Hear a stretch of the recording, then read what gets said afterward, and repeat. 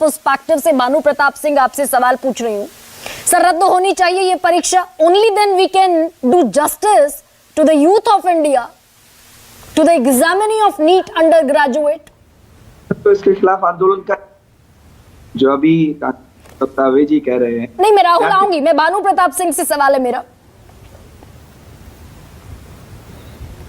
भानु प्रताप, आवाज मिल रही है सर आपको मेरी?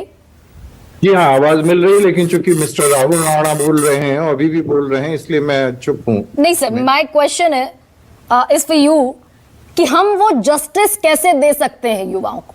ये जो धर्मेंद्र प्रधान ने कहा हाई लेवल कमेटी हमने कॉन्स्टिट्यूट करने का प्लान किया है, इससे जस्टिस होता हुआ दिख रहा है या फिर exam cancellation is the only way? देखिए, एंड जस्टिफाइज द मीन्स। एक चल हो जा शुरू। केसरिया से मन जोगी हुआ रे, दिल झूमे देखो पतवारा हुआ रे, दिल झूमे देखो पतवारा हुआ रे। हर पल मनाओ केसरी त्योहार। विमल, बोलो जुबान केसरी। कहीं बहुत एस्टेब्लिश चीज है, स्पेशली जहां क्राइम होता है या किसी भी चीज में उसमें रहता है। There are two ways, means justifies the end end justifies the mean. किसी भी परीक्षा में जो योग्य व्यक्ति हो उसका चयन हो, यही उसका लक्ष्य होता है।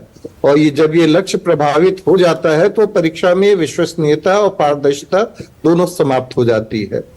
और उस पारदर्शिता और विश्वसनीयता को पुनः स्थापित करने के लिए जो भी कदम उठाना चाहिए, चाहे वो परीक्षा रद्द होनी चाहिए, चाहे वो पार्ट में करनी चाहिए, क्योंकि ये मामला सब जुडिस है तो इसमें कोई टिप्पणी करना उचित नहीं होगा। लेकिन विश्वसनीयता को पुनः स्थापित करने के लिए जल्दी से जल्दी, as soon as possible, steps should be taken. Justice delayed is justice denied also. क्या भानु प्रताप, जैसे जल्दी से जल्दी 5 मई को एग्जाम हुआ, आज 21 जून को हम बैठकर बात कर रहे हैं, तकरीबन 1.5 महीने से भी ज्यादा पेपर लीक के सबूतें ईओयू जांच कर रही है। अगर यूजीसी नेट कैंसिल हो सकता है तो नीट कैंसिल क्यों नहीं हो सकता सर? बड़ा सामान्य सा सवाल है।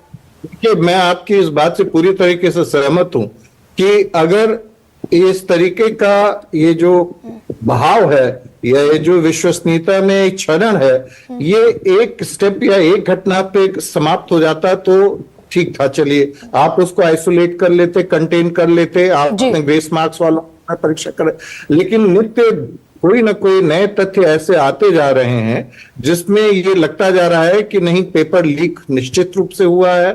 और इसमें केवल ग्रेस मार्क्स का ही प्रश्न नहीं इन्वॉल्व है, इसमें यह भी इन्वॉल्व है कि पेपर एक दिन पहले लोगों को दे दिया गया था। अब उसकी जांच किया जाए, सही है गलत है जो भी है, लेकिन एक विश्वसनीयता इसकी प्रभावित होती जा रही है रोज नए तथ्यों से। इसलिए इस अगर पुनः परीक्षा करा लेनी चाहिए, वो एक ज्यादा उचित रहता है, जिसमें कि पूरे देश भर में जितने विद्यार्थी हैं उनको एक विश्वास हो जाता है कि हाँ अब ठीक हो रहा है। लेकिन सर एक और भी स्थिति बनेगी क्या? जैसे ही पेपर लीक करने की घोषणा होगी वैसे ही इन्वेस्टिगेशन इनिशिएट करनी पड़ेगी,